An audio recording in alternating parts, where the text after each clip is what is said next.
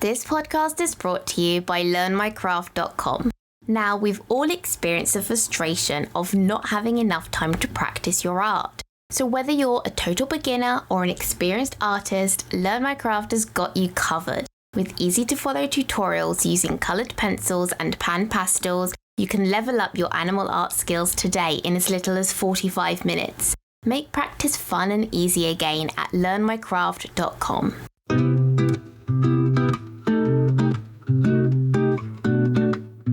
Welcome to the Animal Art Podcast. On the show today, I'll be joined by Jeanette Clarke. Jeanette is a talented colour pencil artist from Windsor in the UK, known for captivating pet portraits and equine art. In this episode, we explore the differences between drawing pets and drawing wildlife, an accident with a can of fixative, hanging your own artwork up at home, what to do when your pencils get too small to hold, and so much more. As we chatted, we both drew exercise number 56, a beautiful blue cat's eye from the practice journal Pet Portrait Edition. There are so many little tips that came out of this conversation that I just think that you'll find so helpful. This is all coming up on the show today, so get your materials ready. If you're drawing along, hit follow and subscribe, and let's go.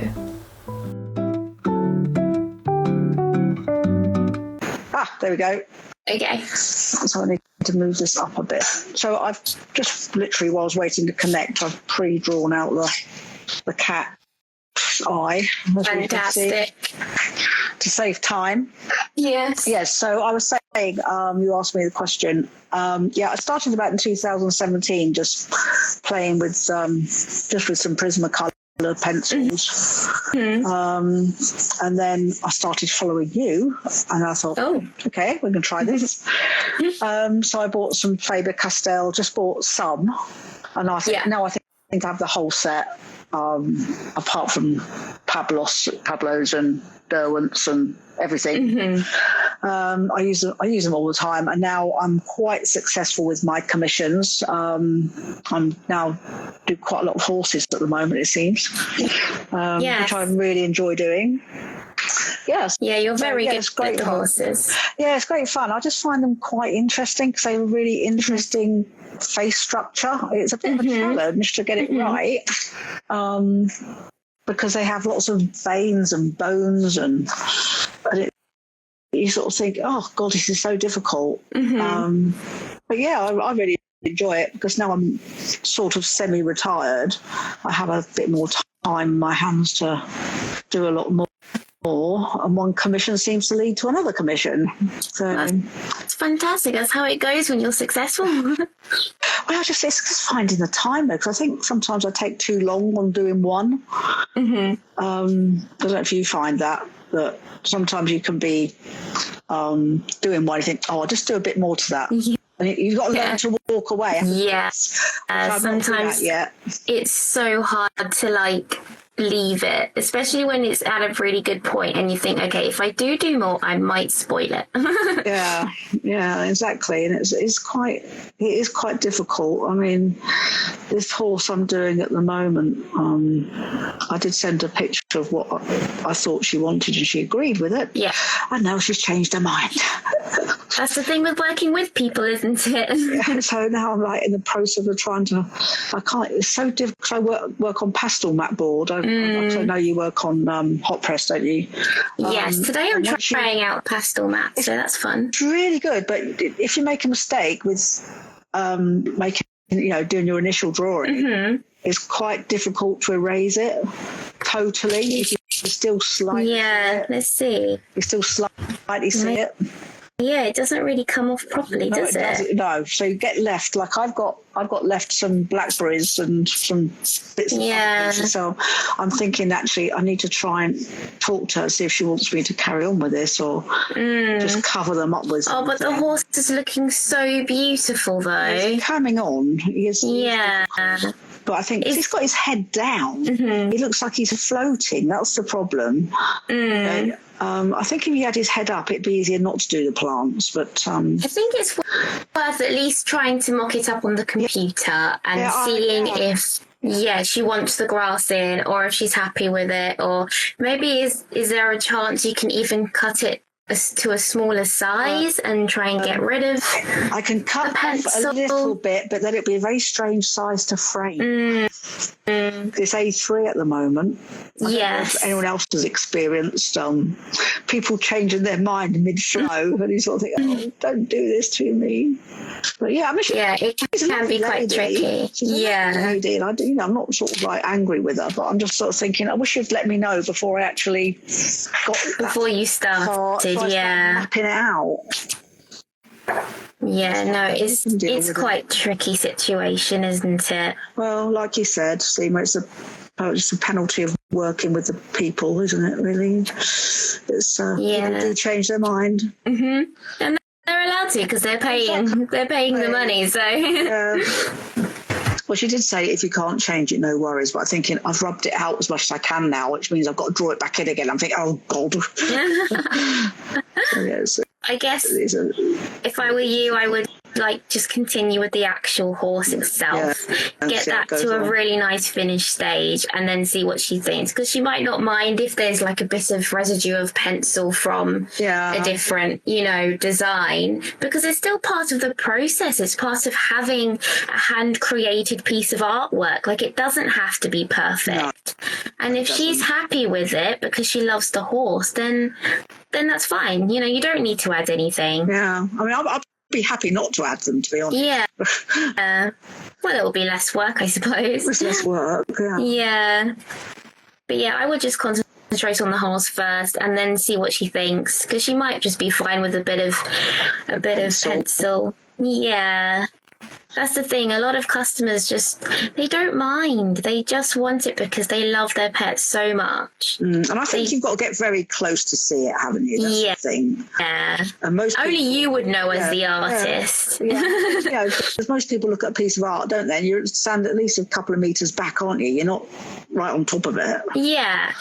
And even when it's framed, it might be even less visible. Yeah, exactly. Because of the glass and things like that. So, but I would finish it first and see what she says, because the horse is going really beautifully. It's white horse, isn't it? White on white. Yeah, it's great fun. I must admit, I'm really enjoying it. Which is very opposite to what we're doing today, which is black and blue. I like cat's eyes, though. I actually prefer them to dog's eyes, even though I'm not the biggest cat. I don't do a lot of cats as a rule. Yeah. But I do enjoy doing their eyes. Mm-hmm. It's because they're so colourful, isn't it? Beautiful eyes, they really have. What would you say is your favourite cat colour eye to draw? I think it is blue. I have done a ragdoll cat and that had blue eyes. And that was lovely to do. It really was. They are really nice, aren't they? I quite like yellow, I think. Yellow's a good colour. I've done a green cat, one with green eyes before. Oh, wonderful. That was really bright green. Oh. Yes. But I think I've only done about 6 cats, I think, over all the time I've been drawing. I've done many more dogs than anything else. Which is funny, because I remember starting out and I only got cat commissions. So I just sort of went with it and then tried to just promote my cats and get more cat commissions on top of cat commissions. And then it just grew to, I've definitely done a lot of dogs now, but I've done, I guess, twice as many cats, I'd say. Yeah, I've got a dog to do. Well, I've got one more horse to do, and I've got a dog, and the picture of the dog is hysterical. Oh, really? He's got this widgy little body and this huge head because of the angle. Right. So I'm going to have to. I looked at your white dog on white that you posted, and I'm thinking that's very similar, the angle. Yes. So I could probably mock up the neck a bit and not do any of the body, because it just looks. He's got one ear missing as well because it's cropped from the photo, so I've got to try and add an ear that's not there. Okay. Have they given you other reference photos for it? I've got a couple, but its ears always seem very close to its head, so it's not going to be. I don't think it's going to be that difficult, and it's a very old. Sweet. It's got very grey face, and it's really quite cute to do. Aww. That's nice. I'm loving how this pastel is going down on pastel matte. Like, of course it would go down nicely. It does, yeah. It's pastel matte board is great for coloured pencils, but you have to have the patience of a saint because it takes layer upon layer. But the good thing about it, Sema, is you can still, even using coloured pencils, adding all the layers up, which is a good tip for everybody, you can still put light on top of dark. Okay. So if you're like with the horse I've just started doing, I did a bit of the jaw yesterday, and I could actually add the white hairs on its chin after. Okay. So you can go. It acts very. I don't know why, because it is pastel matte board. The pencils tend to act very much like pastels. Right. If you know what I mean. So you can actually. So it enables you to layer. Yeah. Layer after layer, but very light layers. Okay. Nothing really heavy-handed. Which I've learned in the past. No. If you go in like a bull in a china shop, you can't get any more layers in it because you fill the tooth up really quickly. Okay. I'll try not to do that today then. You have to go very, very, very carefully. With something like this, which I'm using now, which is this, Bristol board, on the little square Bristol board. Yeah. I don't have to really worry too much about the layers because no, because it's so smooth, isn't it? It's so smooth. Yeah, I used to use Bristol board for such a long time. Yeah, I've just got some left. That was all. I'm just sort of using it up. Yeah. Well, that's the great thing about this book, is that you can just use up little scrap bits of paper that you've cut away or got left over. Try it out. That's what I mean. I thought I'd just use up the Bristol board because you don't want to use your very expensive hot press, do you? And cut that in pieces. Yeah, exactly. Have you done any more since? Any more practice? No, or just working on your horse? Actually, I'm just working on the horse. I'm so conscious of like the commissions. Like, I still say the dog and another horse to do, and I'm thinking, I don't want to take forever on this because they might get fed up with waiting. And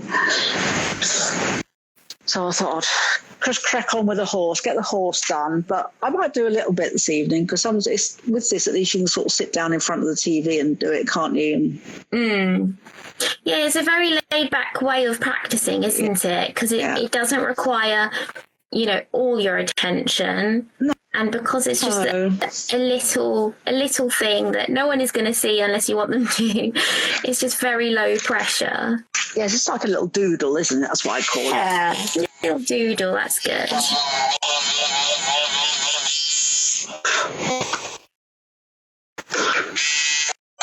I'm really liking this black and blue. Oh, that's nice. Yeah, you've done loads. Only because of the pastel I've put down. Yeah. Chuck a load of pastel down. Well, I've got it ready, actually, just to go round the black bit of the eye, which I might do now, actually. Yeah. I'm very conscious of smearing it everywhere. So do you use graphite to draw out your outlines? No, it's a warm grey 3, I think. Okay.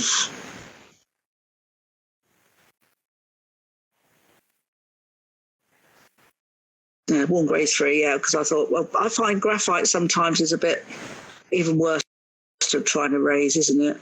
Yeah, and I feel like it always bleeds into my colours, always. It's just not nice to try and draw up colour on top of.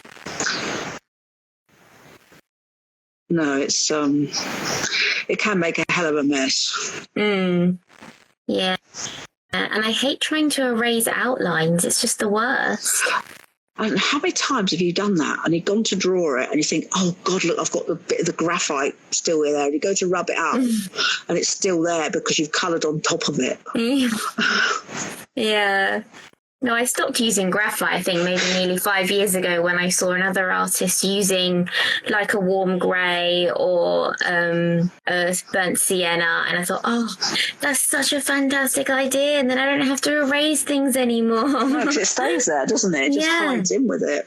It does. It just blends into the background. Like here, like now, this burnt sienna 10% is basically pink, isn't it? Pinky purple. And it's just disappearing behind the blue. Like I can just colour straight over the top and it literally doesn't matter at all. No. No, it's good. You can just get on with it, really, can't you? Yeah. But I'm seeing what you mean about having to add lots of layers and a very long,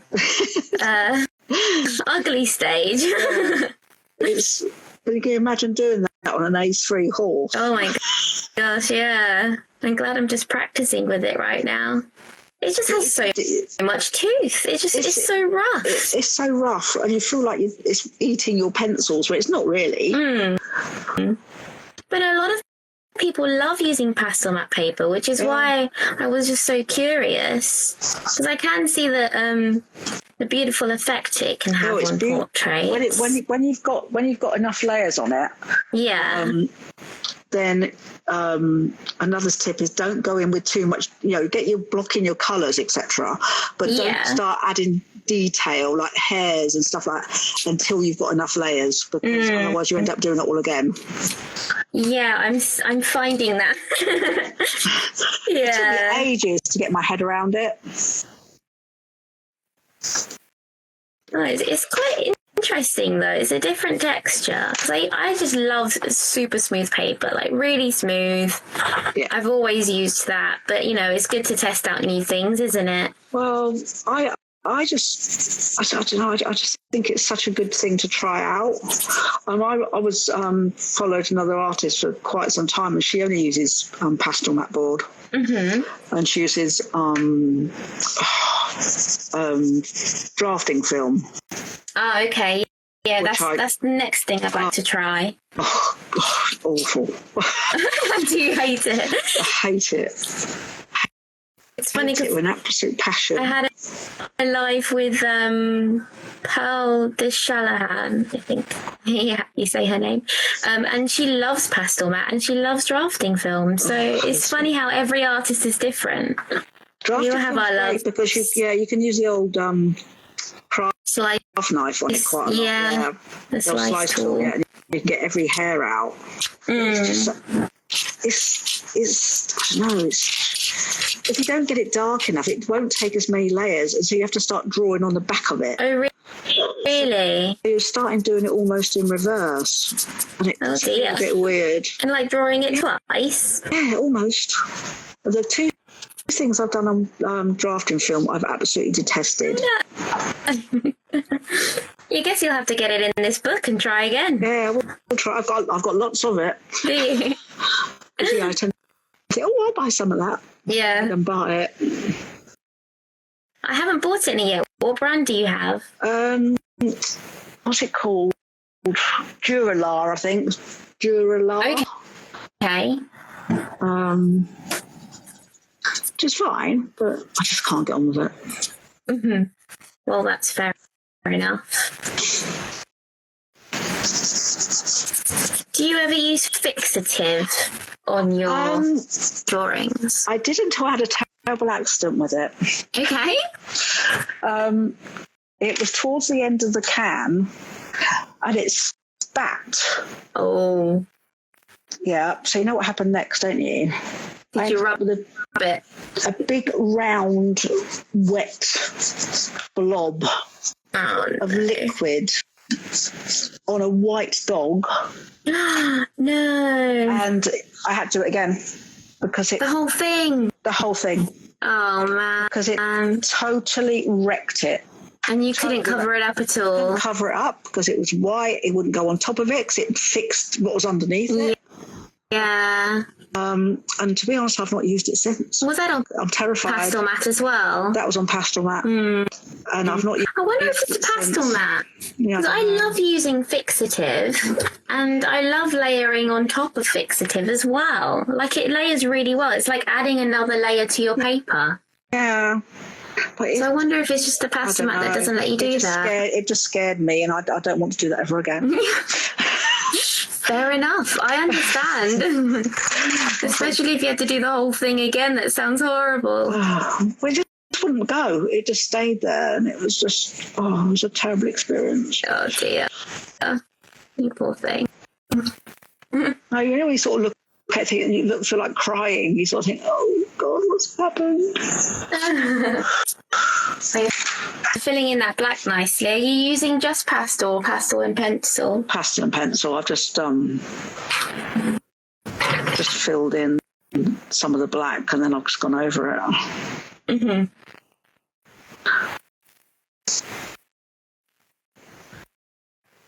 I think that'll. Yeah, this. Are you enjoying that?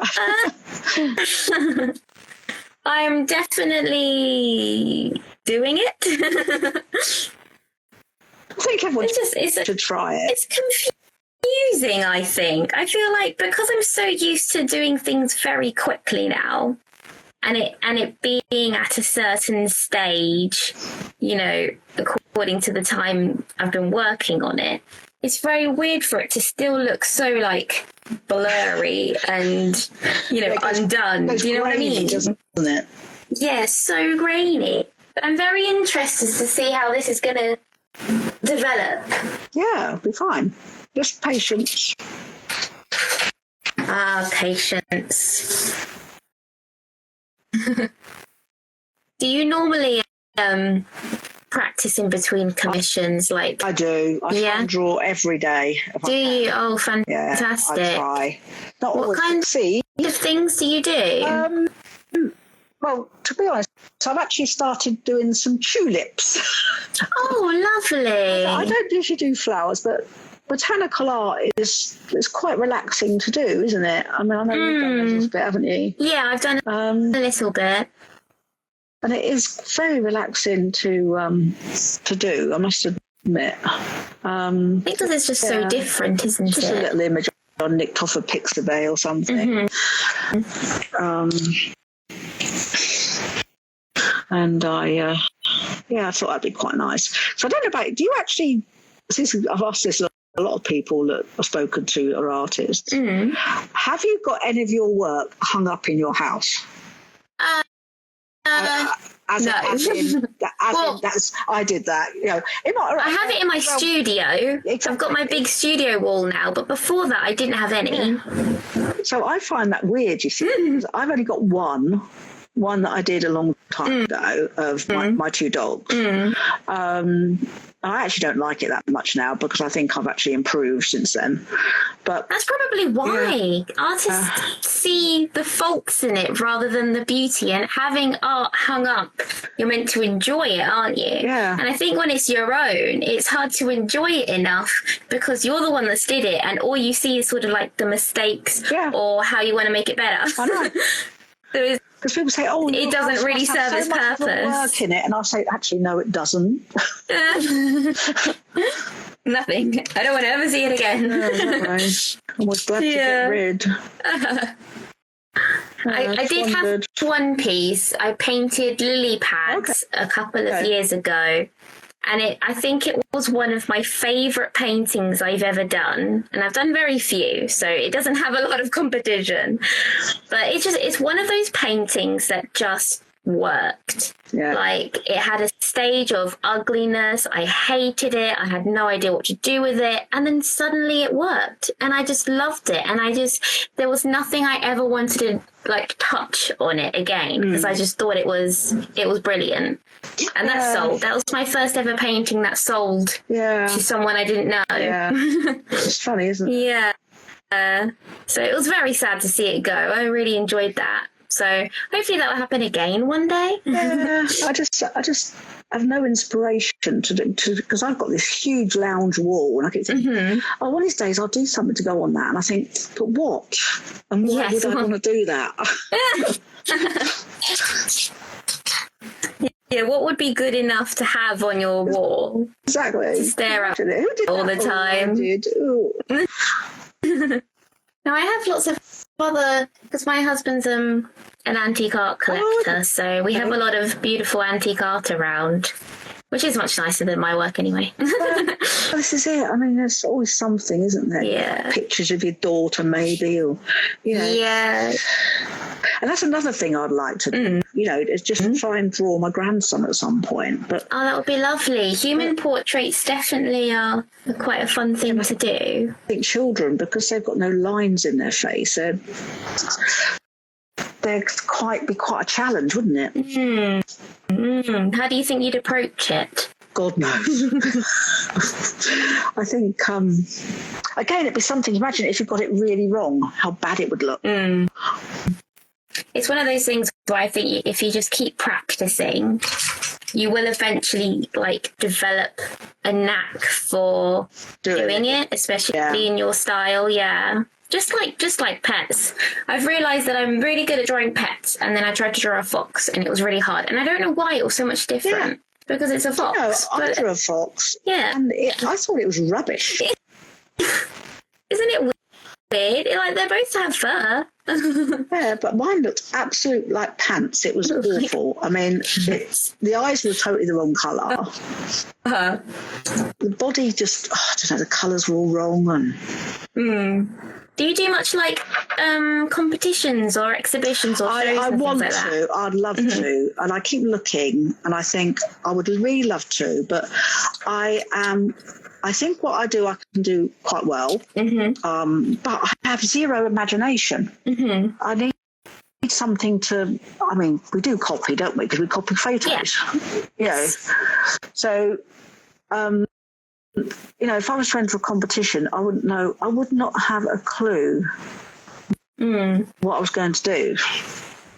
I think things like that is like developing a muscle, because you're doing commissions and you're copying a picture like what we're doing right now. We're trying to copy it as much as possible.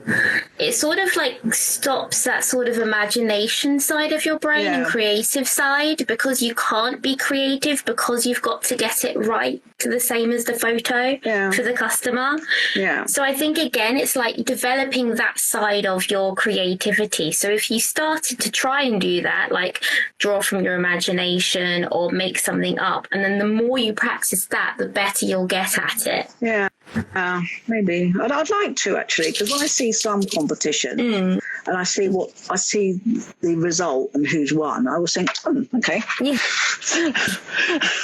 fair enough. Some people do incredible work. I'm like, oh well, I'm glad I didn't enter. I know, but I admire David Shepherd, you know, because he's just the most amazing wildlife artist, and I think, how can you be that good?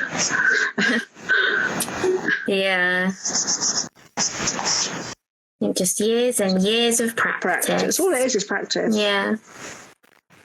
So I'm so pleased I made these books. I've never practiced so much in my life, and I definitely feel like I'm getting better.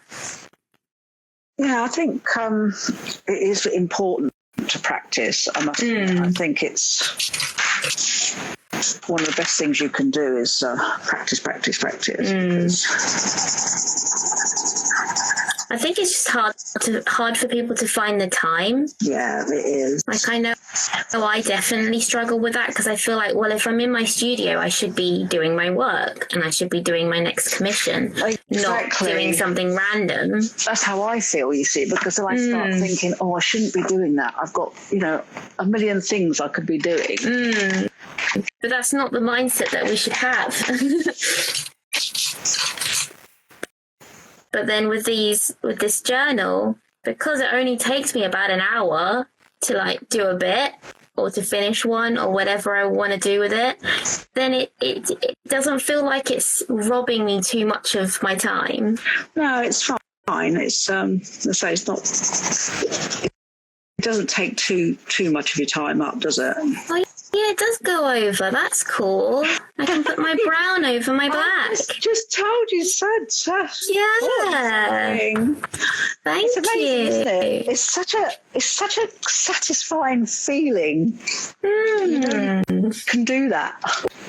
It's very useful. Because like with whiskers and cat's whiskers, yes, then right at the very, very end, as long as you've got enough layers, that is the secret. You have to have enough layers. You know what, Jeanette? I might be a pastel matte convert.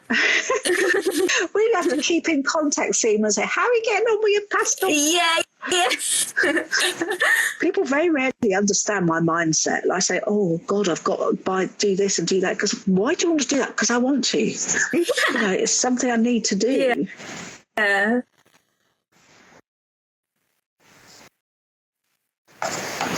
No, definitely a lot of patience involved with this. It is. You should try. Maybe not necessarily do a commission straight away using it, because you'd probably end up ripping your hair out. But just try very small pieces at first. I might do more of it in this book. And see how. And I thought, I mean, it really did turn my head. But you will probably need, if you buy the pastel matte board, which is great for portraits. Okay. You probably need your husband to cut it for you. Right, because it's quite stiff, is it? You can't cut it with a guillotine, which I have. You cannot cut it with a guillotine. It's too hard. You have to get a very strong man with a Stanley knife. Okay. Because I would say to him, because when I order my new board in, I would say to him, right, can you cut me some A4s and some A3s, and if there's any left, I'll have a couple of A5s just in case. Thank you. I'll be back in a minute. And I just leave them with him, and he just does it. He's very good. He just does it all in our hand, and a nice little pile already cut. Oh, lovely. Such a lovely feeling, so it saves all that hassle then. Before now, I've actually started drawing on the large sheet. Where I was actually ready to do so. Right. I had to get him to cut it. I had to get him to cut it then while the drawing was on it. Oh, that sounds scary. Which was a bit nerve-wracking. Yeah. You would don't want to accidentally cut off a bit. If you cut it off. God, you'd be so annoyed, wouldn't you? Yeah. It would be his fault, though. It would be yours. No, but my fault. Exactly. So now I'd get him to do it now before I start the work. Oh my gosh, I am loving how it's going over the top. Look at that. It goes over just really easily. I know. I'm very excited to do some of these beautiful wispy hairs around the eye. That's where you're going to have the advantage over me, you see, so I won't be able to. Ah, yes, because you're not using pastel matte today. I'm using pastel matte. I've got no bits of pastel matte cut that small. You got to ask him then. Yeah, exactly. And I need more pieces cut, please. Yeah, so when you order your sheets, hey, right, I've got to cut all these cut up ready. Is there a specific brand you use for pastel matte board? I don't know. I just go on Jackson's or SAA, whatever you use. Yeah, I use Jackson's. Pastel matte board, they've got it. SAA do it as well. Right, okay. Yeah, I love Jackson's. I use them. Yeah, their little point system makes me laugh. Yeah, it never adds up. It never adds up. I've got hundreds of points, thousands. It's £3. Yes. Yeah, for like 1,000 points. It's quite funny. Yeah, you sort of think, really? I spent all this money with you, and then. They do sell my first book on there, though. Do they? Yeah, they sell my book, Art is My Career. Yeah, I've got that as a digital one in my iPad somewhere. Oh, yeah. One of the first ones I bought. Yeah. No, I was very excited when they agreed to sell it on their website. That's good of them. Yeah, I just asked. They don't seem very helpful, I must admit. Yeah, I think they're a really good company. I really like Jackson's. They're very helpful. They're very nice. I've actually just accidentally ordered a new batch of pencils to the wrong address. But they're like, oh, don't worry. We'll just send it to the right one now. Like, what? Well, thank you. Like, they didn't ask for, like, extra shipping or anything like that. They're like, no problem. We'll just resend it. That's good of them. Such a good, it was my mistake. I didn't check the shipping. I just assumed, which never assume. Did they send it to France or something? Just my old Welsh address. Oh, God. Like from 4 years ago. So I'm definitely not there anymore. Yeah, but they're a very good company.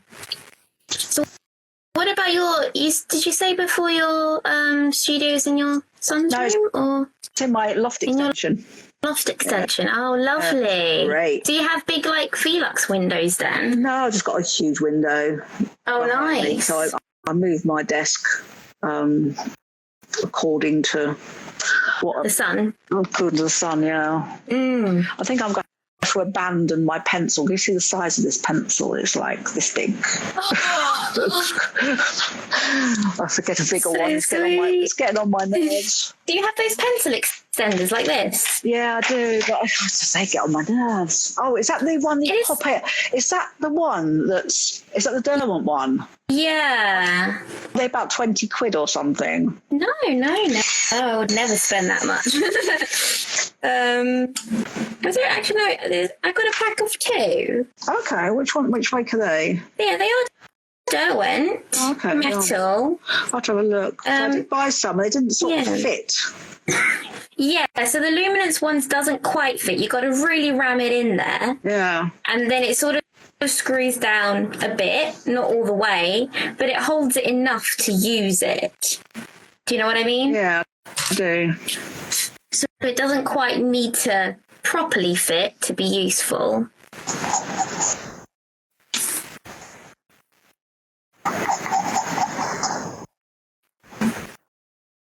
Yeah, I bought some. I can't remember. I got them from Hobbycraft or somewhere like that, and they're rubbish.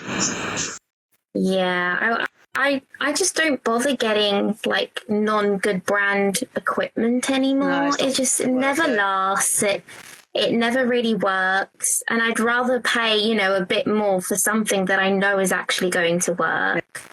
Yeah, it's going to do its job, isn't it? Exactly.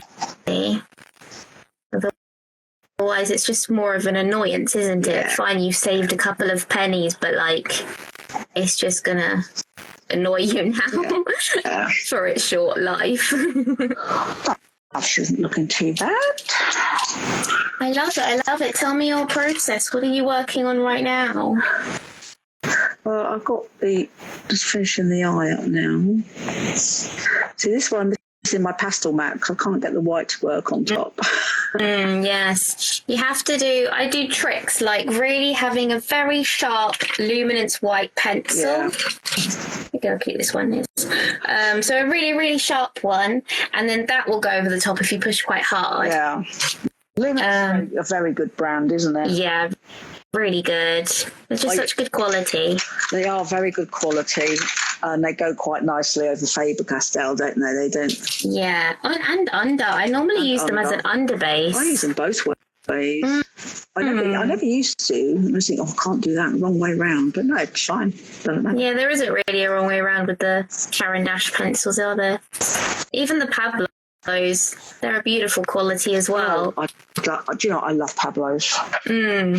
I think they are just such a good pencil.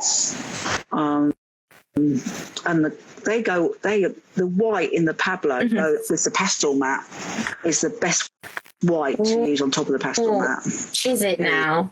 Where's my Pablo? Pablo white goes on top of anything pastel mat.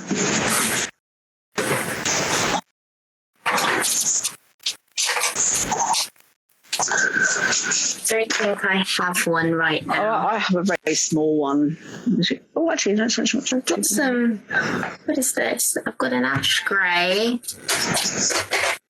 I need to buy Pablo white. I've run out again. Yeah, I usually buy about 3. And a silver grey. I love a silver grey. That's a good colour. I use silver grey in every brand.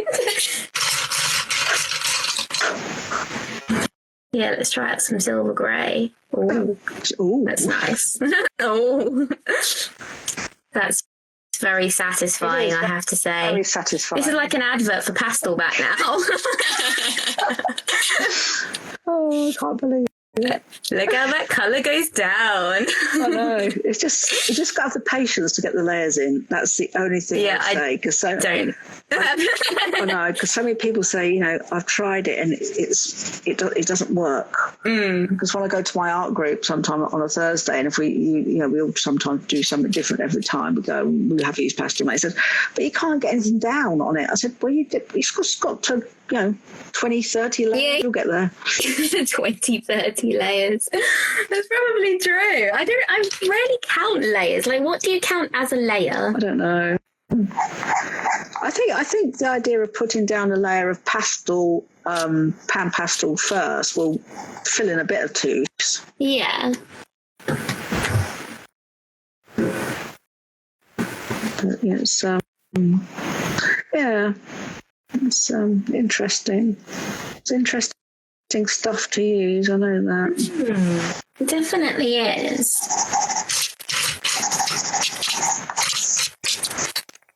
I'm enjoying it. I'm intrigued. Yes, what happens next to it? Yeah, there was a stage I was very unsure. And now it's coming on, isn't it? It's definitely easier to use because I think I used to do a lot of painting, and I think if you're a painter, you're used to doing your layers in a certain way. Yeah. Which colour pencil sort of goes against. Like, yeah, it does. With light on top. Yeah. But on this pastel mat, you can. Yes. Very, very cool. I was starting to think if I ever wanted to get that on top vibrant light look, I'd have to start using actual pastel pencils and then learn how to use pastel pencils. So but messy. Have you tried them out then? I have the Faber-Castell Pitt pencils, yeah. Oh yeah, I've heard they're the best ones. They are the best ones, but they're not very forgiving. Are they not? No. And they are an absolute swine to sharpen. Hey. They really are. You think, oh gosh. You just think, my white, I think, is just down to nothing within about a few times of using it. No. Because it just kept breaking. Well, that doesn't sound very helpful, does it? No, it doesn't. It's really frustrating. I have heard that people find it very hard to find a good sharpener because it also blunts your sharpener as well, I've heard. And I was just saying, if you sharpen too much, they then snap. That's a good thing about pencils. You can get like quite a point on them and they won't snap. No, they won't. They're fine. Checking for mine. Hear me rummaging around with my pencils. I do love that sound. It's a lovely sound. I've got them all in a reasonable order, but I also work with a great big fistful of them as well. Look. Yes. Look. Yeah. That's what I do. It just collects. Like this is my tray of pencils that I need. Oh yeah. Well, okay. I need all of them. Well, I've got these going at the moment. Look. Oh my goodness. Ridiculous. And then I've got drawerfuls of pencils to my right as well. Yeah. Do you keep all yours in drawers then? I do. And another interesting one. Do you keep yours in brand or in colour? In colour. See, I keep mine in brand. Why? I don't know. But then does that mean that you have like drawers full of just that specific brand and then the next drawer is the other brand? So I've got 1, 2, 3, 4 drawers of Faber. Then I've got the drawers of Caran d'Ache. And then I've got Pablo drawer. How do you find the right colour then? Do you just go through every brand? Well, I make colour swatches and then I know what I've got in my drawer, so to speak. I made colour swatches and then never looked at them again. No, I look at mine all the time. Really? Especially when I was started the horse. Yeah. I probably should. I printed out the picture of the actual horse and then went through my colour swatches just to see what was, would be a good mixture. Mm-hmm. It worked-ish. I never stick to it, but. Does it help you pick out your colours then before you get started? It helps me pick them out, yeah. I've got that sepia here. It helps me pick them out. So do you like to get out all of your colours first and then start, or do you sort of do it along the way as well? No, I get all the ones I think I need, then I end up hardly using them. And then I go back to the drawers and just get out what now I know is right. Yeah. I do that so often. Yeah, so I've stopped just getting them out in the first place. Yeah, it's very time consuming because you've got to put them all back, haven't you? Yeah. It's satisfying satisfying to put one of them back after the commission's finished. Oh, isn't that a lovely feeling? Yeah. I love it. I think that is the best feeling, is putting them back in the thing. And I sharpen them when I put them back. Oh, do you? Yes. That's very good. I never do that. I know, I sharpen them when I put them back. Doing that. Because then you can just pick them up, they're already sharp. Mm. Well, that's a nice routine you've got there. I think it's the OCD in me, to be honest. I just I'm quite pleased with them this. back in. It's looking so good. I love how bright that blue eye is. Yeah, what did I use? Delft blue, helio blue reddish, and light ultramarine. I don't think I'm using a bit of indigo. Yeah, I've used ultramarine as well, but I've also used, what's this? Yeah, this is Filio blue. Oh, we're using the same colours. That's exciting. Same colours, yeah. And another a light Filio blue. Yeah. We've obviously got very good eye for colour, you see. Ah, great. Eyes think alike. Yeah. I never read what colours I am, but since I've started doing tutorials, You have to. then I have to go back and look, oh, okay, so I've used that. Oh, I've used that again. And I'm starting to see a pattern now of like colours that I use regularly, which I found very interesting because I've never thought about it before. Yeah, and I think if anyone was starting out that may be listening as well, don't go and buy them all like I do because you never use them. You can if you want, but it's not necessary, is it? No, it's not. Yeah. I think a few of the core colours that you know you're going to use, I think that would be my best advice to anybody, is don't go mad with the colours because you honestly don't need them all. Yeah. It's just a fun thing to sort of like buy for yourself as a treat. Yeah, I love it. I think. I don't know how many pencils I've got. I've never really added them up.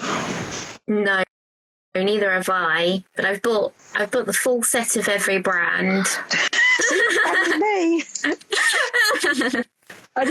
So I know it's at least that plus extras. You look at that full set, and I will guarantee there's some you've never used. Oh yeah. Like this. This is the first time I'm using this one. Look, it's not even sharpened. I've never used it before. So I mean, it's insane, isn't it? Yeah.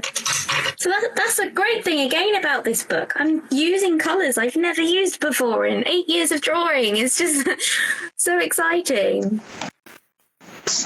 I'm too excited. Wow. Oh, by the way, my British wildlife version is out now. Oh, is it? Oh, yeah. Is that a go? It came out 2 days ago.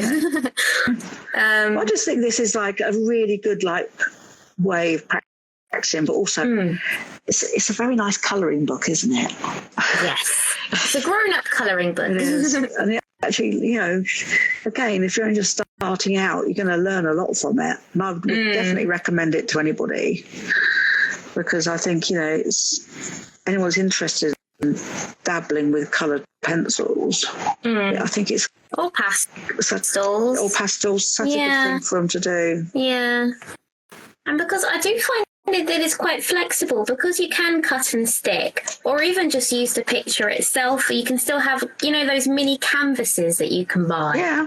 Then you could do an acrylic painting or whatever, or stick in watercolour paper. And it's actually quite flexible. You don't have to just do colour pencils with this. Yeah. You can do anything you want, really. Spray paint. Yeah, I can imagine that. Yeah. Like graffiti. Yeah. Have you ever used spray paint before? God, no. No? I'd be dangerous. Why? I think I'd get it everywhere. Yeah, you have to be outside. Yeah, I mean, even just doing coloured pencils, I have to sweep up at the end because I end up getting it everywhere. Oh, do you? Sharpenings end up. What does your hand look like right now? Is this clean? No. It's pretty mucky. My left one's pretty mucky. Yeah, it is. It's like the artist test. Yeah. How clean is your paper? Oh God, and then that's the other one, isn't it? When you being left-handed, I tend to drag if I'm not careful, and so I tend to lean on a piece of glass-lean paper or something. The stuff in the pastel paper, just yeah. But then it's really hard to record your artwork for like Instagram and stuff if you're leaning on other paper to cover it up. I always find that tricky. Or doing a tutorial or something like that. Just need to darken up the top bit, and I think that's all about done. Yeah, we've been very quick with this one, you know. We have. We'll do another one again sometime. Yeah, we definitely have to. We were much quicker at this one than with the dog nose. Yeah, we are pretty quick at this, aren't we? It's quite. We're just in the flow. Yeah, we're in the flow now. And I think because we're chatting, we don't realise how quick we're moving on it. It's surprising how your brain works. Like, we're talking and we're thinking about our conversation, but at the same time, our brain is copying a picture, like pixel for pixel, and trying to like recreate something realistically.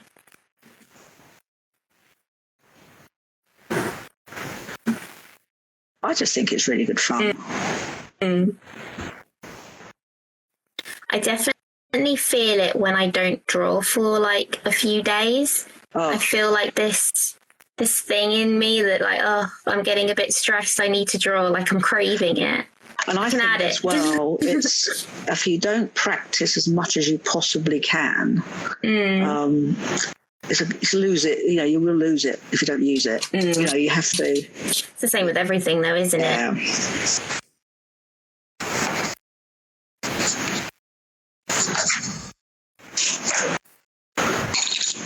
I don't know when you're supposed to stop with this. I could just see going on forever, but I can see what you mean about not adding details too soon, because then they just disappear. Yeah. You've wasted your time. Damn. I got too excited and carried away on his eye, and now I've done the details like 4 times. Yeah, you just lose it then. It's I don't know why, just you can't. I used to go in far too quick thinking it was the best thing to do, and it's actually the worst thing you can do. By a long shot is putting too much detail too quickly.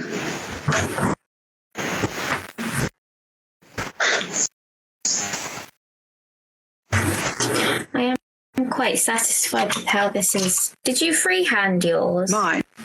Yeah. I freehanded it. Yeah.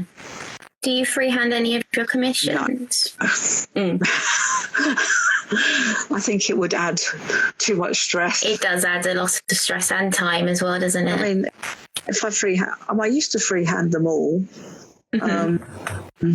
But now what I tend to do is light box them or whatever, and then, but only the outline. Yeah. But also have another outline done on some tracing paper, which I can keep putting on top, just to make sure I've not strayed. Yeah, I know what you mean.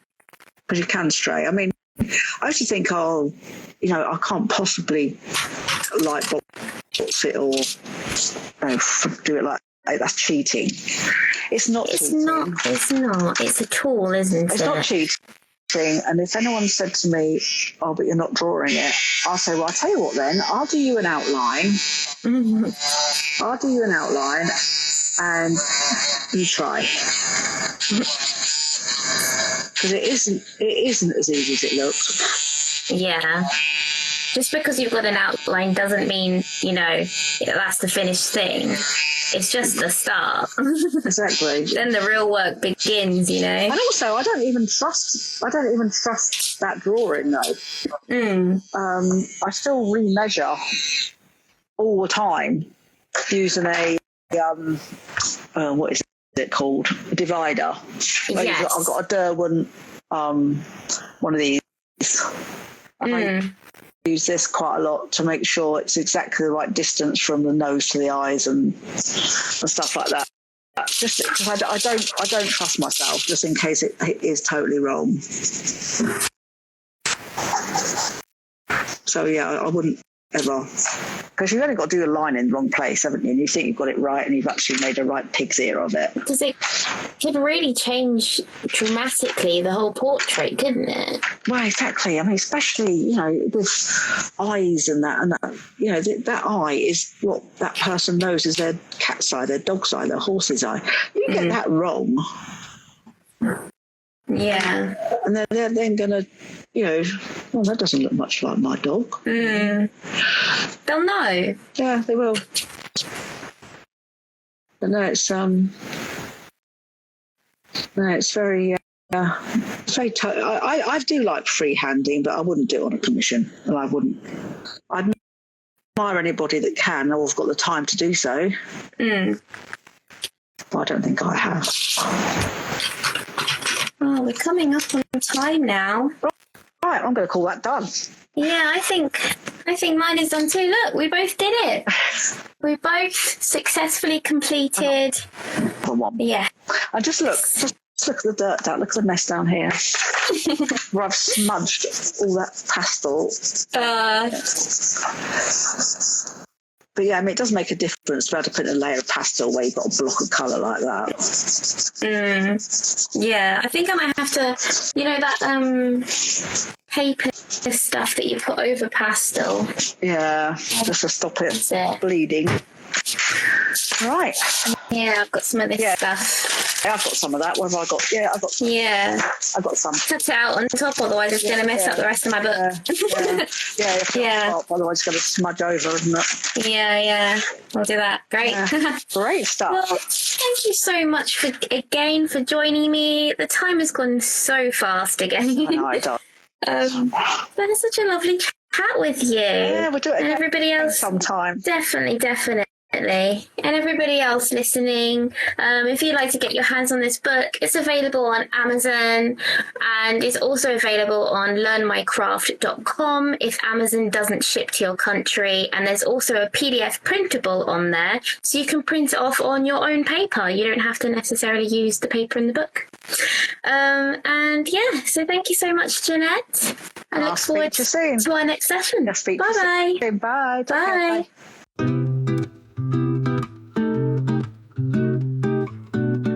If you've enjoyed listening, remember you can watch this podcast with video and no ads at learnmycraft.com, where you'll also find animal art practice journals, books and tutorials to get you started. Hit subscribe and follow the podcast, and we'll see you next time.